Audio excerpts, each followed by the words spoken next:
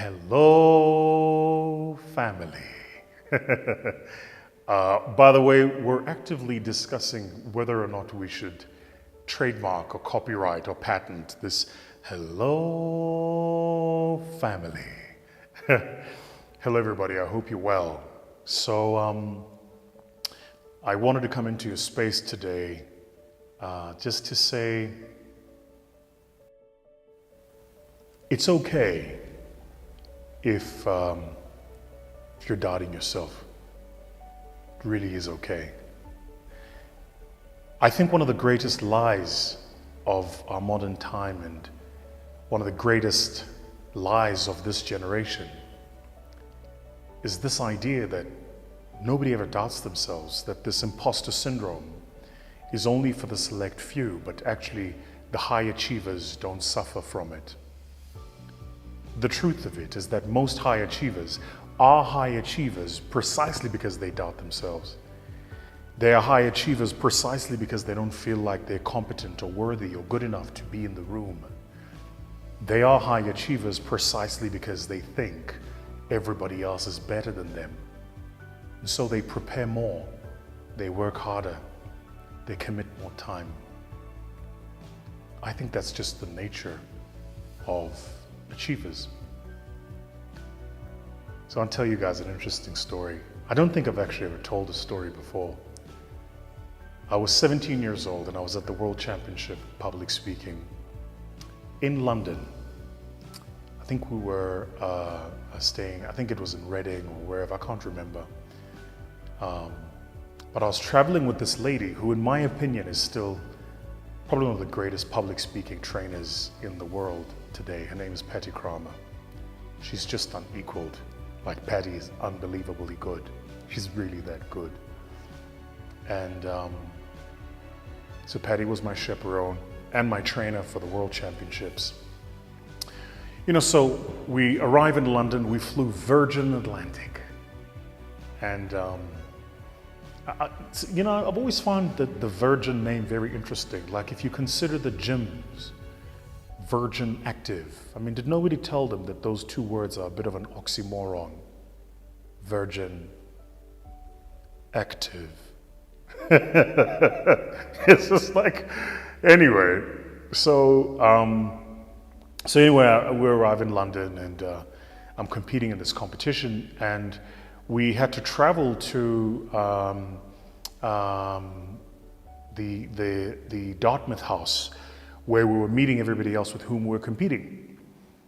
And the guy who'd competed before me, Adam, a South African, had won the competition. So as a consequence of this, I'm arriving at this competition and and I'm going to be competing with other kids, but they put me in the toughest group. So it's a bit like, you know, a bit like if you're watching UEFA or CAF or, you know, the FIFA World Cup. There's groups that you get put in, and certain groups have teams that are more potent, more competent than other teams.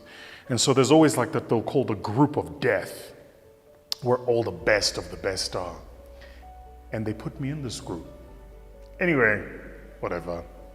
So I arrive there, I meet my other competitors, and the lady, I'll never forget, her name was Sarah Green. She was like the convener and mentor for all of us who were competing. And she looked me dead in the eyes. She was like, "Oh, you're Vusi." I said, "Yes, ma'am." And she said, "You're in the toughest heat."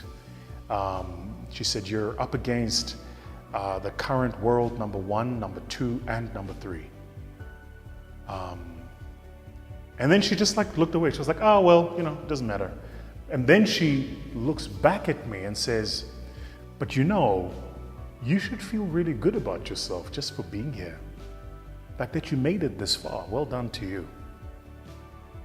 Looks away, almost completely dismissing me. Like, you don't belong here. You shouldn't be here. You're not as good as the other guys. You're not in the world top 10, top 20, top anything. Frankly, we don't even know who you are. But good luck. I remember she said those words and I could get this like sunken feeling in my belly. So we finished the meet. I meet Georgia from Australia, Adam from Australia, Tim, George, who was from Argentina. Argentina is still a very good friend of mine today. And at the end of the meeting, we decide, Patty Crama is like, let me take you for something to eat. So we go in the underground on the Piccadilly line, and she takes me to this like Chinese restaurant. And we arrive and we meet a friend of hers. Patty Crama had a friend who was living in London at the time, who was driving, I think it was a Peugeot 306 or something like this. And I meet her and she says, are you here to compete? I said, yes, ma'am. I remember she said to me, she said, it's mom in London, it's mom here in England. I said, yes, mom.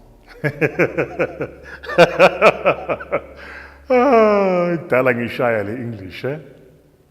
Anyway, so during the lunch, I think Patty could see visibly, I was quite visibly shaken. I think she could see that I was doubting myself, that I didn't know how this was going to go.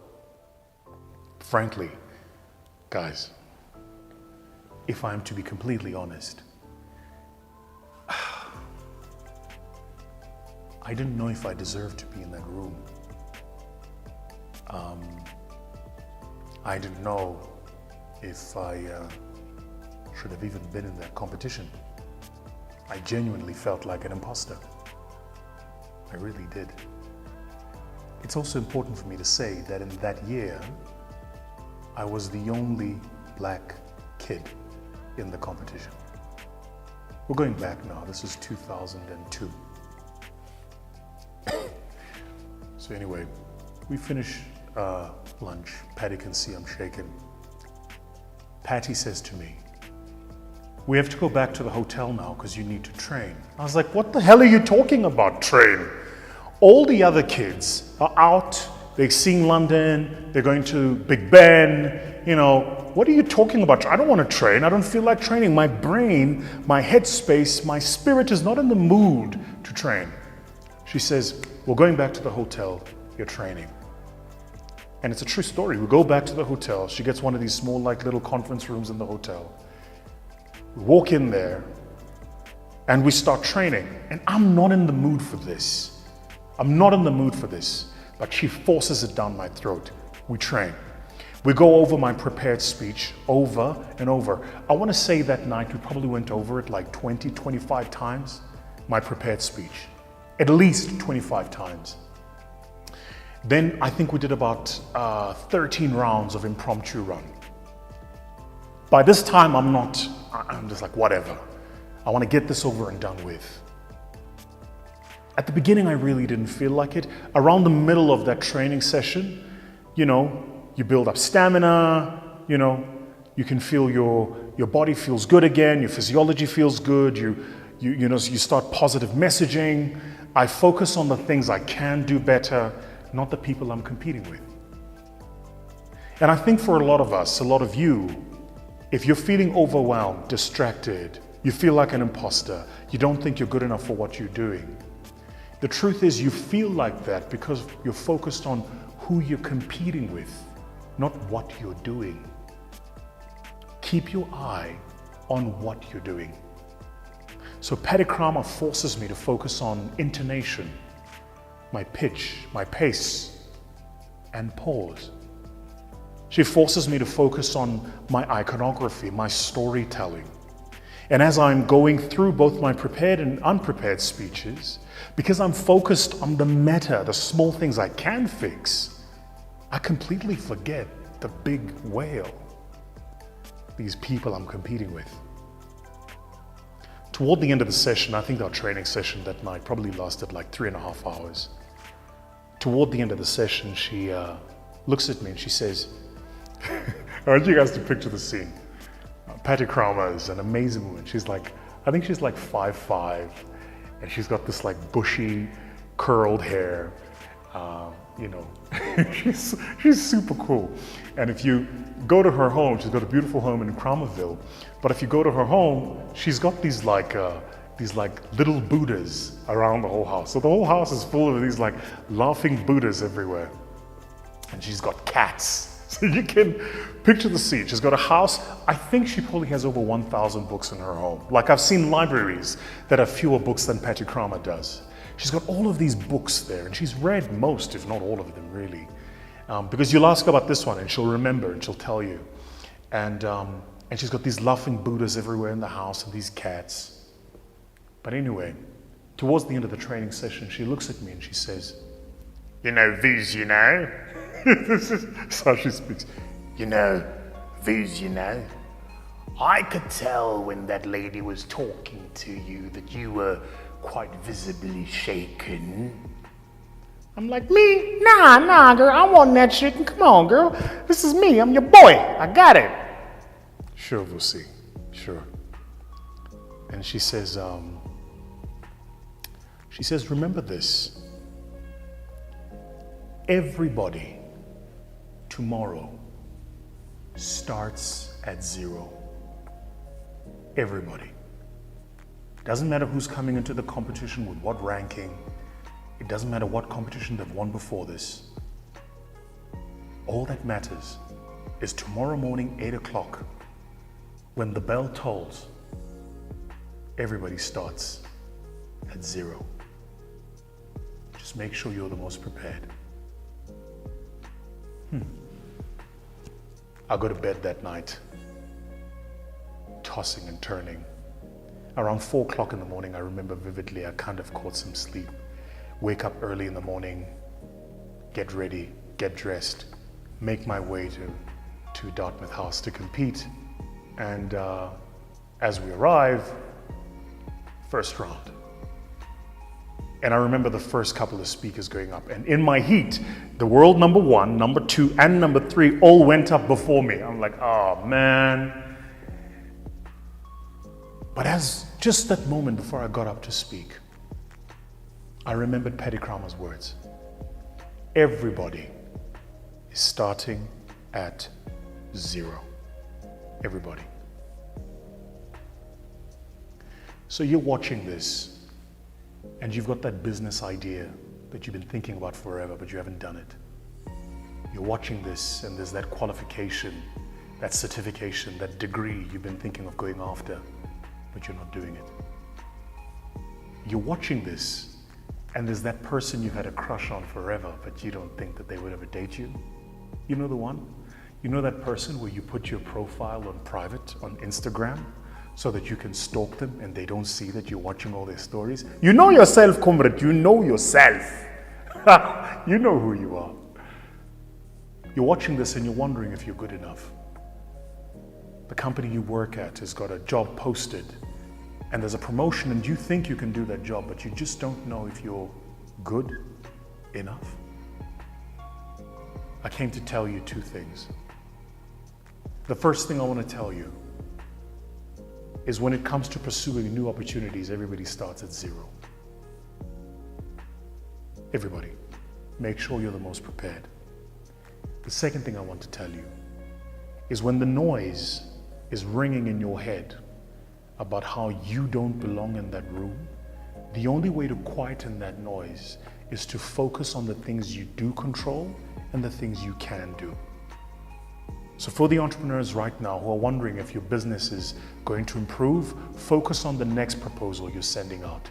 Focus on the next client with whom you're in a sales call with. Focus on the next presentation you have to prepare. Focus on the next candidate you're trying to hire. Focus on next.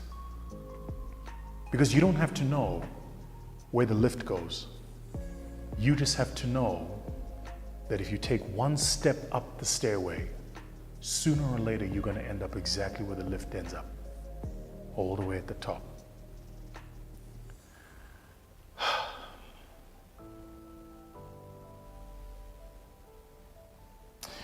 I think that a lot of us instinctively know that we're good enough. But I think that our insecurities are learned. Insecurity is learned. It's learned by your socialization, by your environment. It's learned by the things you're told and the things you're exposed to. Some of you don't think you're good enough to do certain things because the people you're competing with, if you read their profiles or their businesses profiles or their careers, it looks like they're on an upward trajectory. But don't forget this, It's called PR for a reason. Nobody puts the bad shit down. Nobody. So if you're reading the story about your competitor and all you're seeing is successes, it's not because they're succeeding all the time. It's because that's all they are highlighting. So the focus for you should be on, how do I compete? Just do the next thing. Just one more thing. I want to leave you with this little bit of homework for yourself. Now, the first thing I want to say to you is that if you catch yourself having a negative conversation with yourself, stop yourself and call yourself out on your own BS. And the second thing I want to say to you, as a believer, I believe this. I believe that my Lord and Savior Jesus Christ has put in me the dreams that I have, and He's put in me the capabilities, skills, and competencies to achieve those dreams. And where I don't have those skills and competencies, He will maneuver the universe to surround me with people who have the right intent and heart to take me to the place He wants me to go. I genuinely believe it. So the qualification you need is the dream you have. The fact that you have that dream, the fact that you believe that thing, that you're seeing that vision, that's good enough. That's how you know you're on a winning innings. So yeah, I wanted to come into your space today to just say, you're good enough, you're competent, you're worthy. So don't doubt yourself. All right, everybody. Cheers.